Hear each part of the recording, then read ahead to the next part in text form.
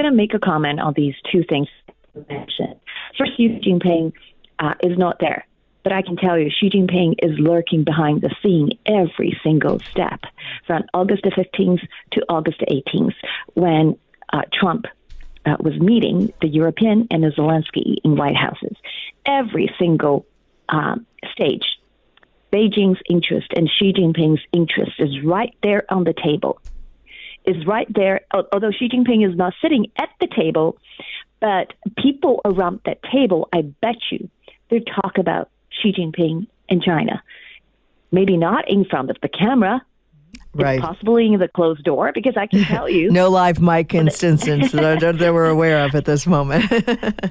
Exactly, because people say if you're not at the table, you're on the menu. So that's why Xi Jinping is there. I've never heard that. I love that. Yes. So yeah. So Xi Jinping is so rattled, and I think why.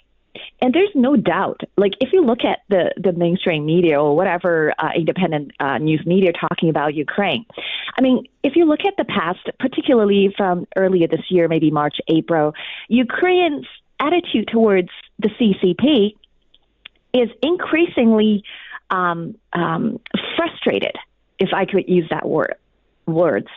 So Ukraine has been criticizing the CCP aiding Russia troops, military, soldiers, whatever. They have even threatening release more information about how CCP is actually helping and aiding Russia fueling this 3 years coming to 4 years kind of a war, okay, between these two countries.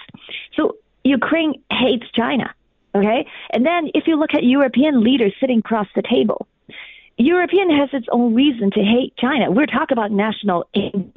We're about countries' interests. We're not talking about those compromised individuals' interests, because when we talk about compromised individual by the CCP, it's a completely different conversation, okay?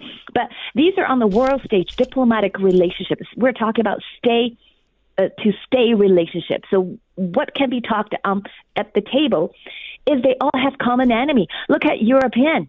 Okay, European has a dumping issue with EV. They have theft, cybersecurity issue with the Chinese Communist Party. Yep. They have trade issues. Every single nation that sit at the table in the in the White House on August 18th has the same grieving list with every other countries on planet Earth that refer to as a global North. Okay, the democracy is having the same issue.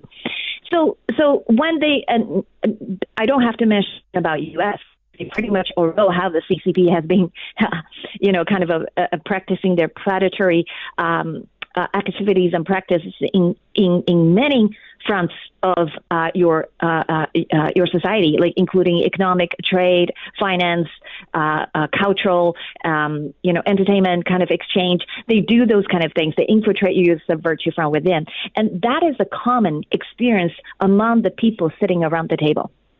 And that's even including Putin, even including Russia, because just 6 days before the Alaska summit on August 15th, yes. There is an intelligence leak from the hacker, basically, hacked into, I think was, don't get me wrong, because I have to check the facts. You can check it online. It was a hacker that hacked into German intelligence or something, get a hold of documents from Russian intelligence services. So basically from the documents, you can search online, you can find it. And an insider on August the 14th has a very good report on that.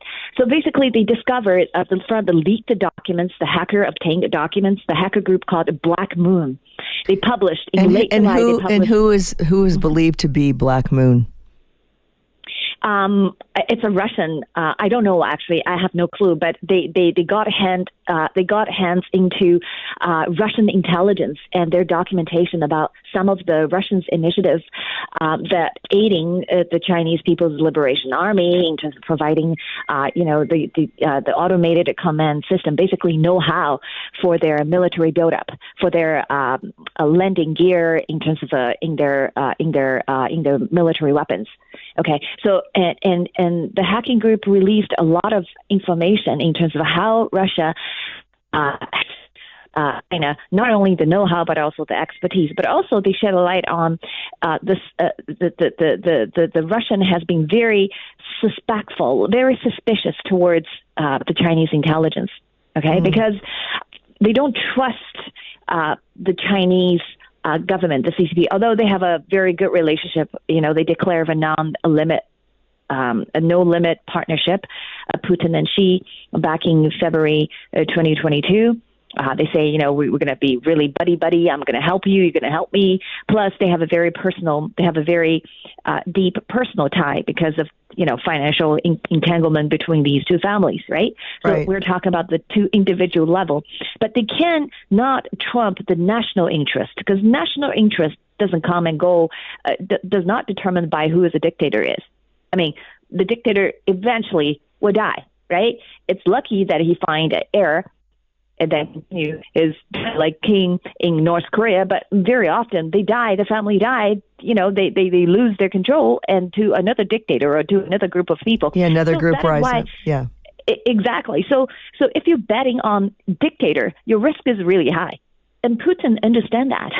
So that's why if you look dig back into a few months ago, and there's a lot of leaked documents documented saying that the Russian intelligence are very suspective and very caution, I would say, use the words, towards the Chinese spy and espionage activities. Because they do the same thing. The Communist Party does the same thing to the free world as they do in Russia. They spy, they infiltrate, they steal their technologies.